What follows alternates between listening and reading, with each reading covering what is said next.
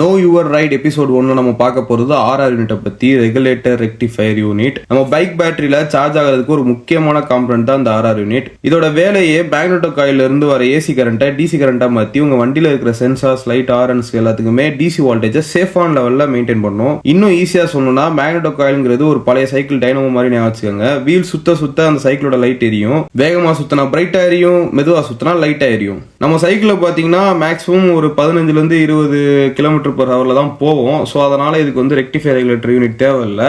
இதே பைக்ல பாத்தீங்கன்னா நம்ம காட்டுத்தீ வேகத்துல போவோம்.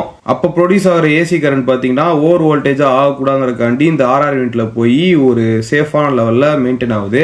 13.5 to 14.5 வோல்டேஜ் மேக்ஸிமம் அவுட்புட்டா இந்த ஆர்ஆர் யூனிட் பாத்தீங்கன்னா அந்த ஏசி கரண்ட்டை கன்வெர்ட் பண்ணி டிசியா பேட்டரிக்கு தரும். ஒரு சைட்ல பேட்டரி சார்ஜ் ஆனாலுமே அதே சமயம் இன்னொரு சைட்ல பாத்தீங்கன்னா சென்சார்ஸ், லைட்ஸ், ஹாரன், ஸ்பீடோமீட்டர் அந்த மாதிரி எல்லா எலக்ட்ரிக்கல் காம்பனன்ட்ஸ்க்குமே இந்த பேட்டரி வந்து டிஸ்சார்ஜ் ஆகிட்டு இருக்கும். ஸோ இதனால பேட்டரி வந்து ஒரு சேஃபான வோல்டேஜ் லெவல்ல மெயின்டைன் ஆகும். உங்க வண்டியில் ஆர்ஆர் யூனிட் போச்சுன்னா பேட்டரி சார்ஜ் ஆகாது. இது மட்டும் காரணமா கேட்டீங்கன்னா வயரை வந்து எலி கடிச்சிருந்தாலோ இல்லை வயரிங் இஷ்யூஸ் ஏதாவது இருந்தாலோ, அப்படி இல்லைன்னா மேக்னெட்டோ காயில் பர்ன் ஆனாலுமே உங்க பேட்டரி வந்து சார்ஜ் ஆகாது. நம்ம நெக்ஸ்ட் வீடியோல மேக்னெட்டோ காயிலை பத்தி பார்க்கலாம். அதுக்கு முன்னாடி நம்ம சேனலை சப்ஸ்கிரைப் பண்ணுங்க. பாய்.